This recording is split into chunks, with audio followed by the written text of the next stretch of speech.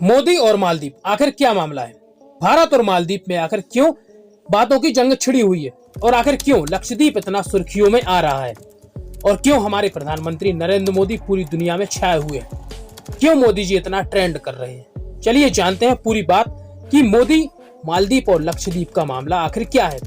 चलते हैं कुछ दिन पहले 2 और 3 जनवरी को मोदी जी लक्षद्वीप दौरे के दौरान वहां पर कुछ तस्वीरें खिंचवाते हैं और अपने ट्विटर अकाउंट पर पोस्ट करते हैं, जो कुछ ही घंटों में ट्रेंड करने लगती हैं। इन तस्वीरों के बाद कुछ लोगों द्वारा मालदीव और लक्षद्वीप की तुलना होने लगती है।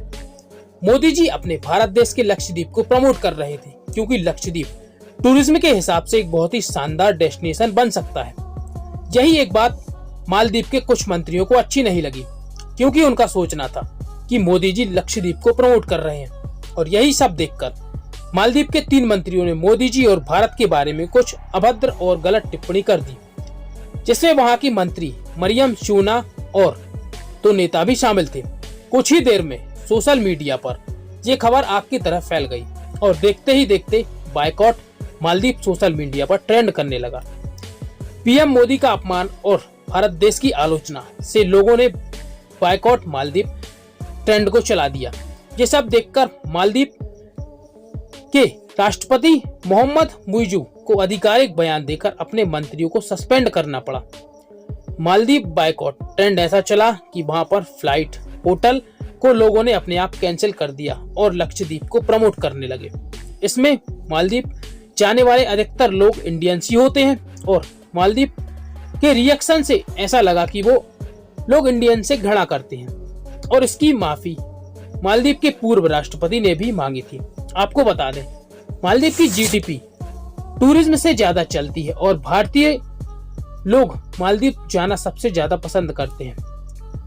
मालदीव की इस प्रतिक्रिया के बाद भारत का लक्षद्वीप अपने आप सुर्खियों में आ गया। दरअसल मालदीव की नई सरकार की दोस्ती चीन से ज्यादा हो गई है और वो ये भूल गया है कि कोविड क्राइसिस और वाटर क्राइसिस के समय भारत ने ही मालदीव की मदद की थी।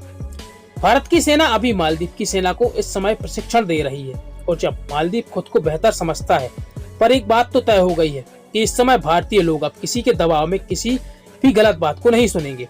मोदी जी अपने देश, अपने लक्षद्वीप को प्रमोट कर रहे थे और आने वाले समय में लक्षद्वीप एक ऐसा डेस्टिनेशन बन जाएगा जहां पर सबसे ज्यादा टूरिज्म विकसित हो जाएगा, क्योंकि सरकार लक्षद्वीप के पास 360 लैगून विला, सोहेली मिनकाई द्वीप पर 230 villa hotels, 140 water villa, Tata group द्वारा ताज होटल्स प्रमोट प्रोजेक्ट लॉन्च कर रही है और भारतीय सरकार लक्षद्वीप के टूरिज्म पर करीब 6000 करोड़ रुपए खर्च कर रही है, जिससे एक अच्छा खासा टूरिज्म अपने आप भारत में ही विकसित हो जाएगा।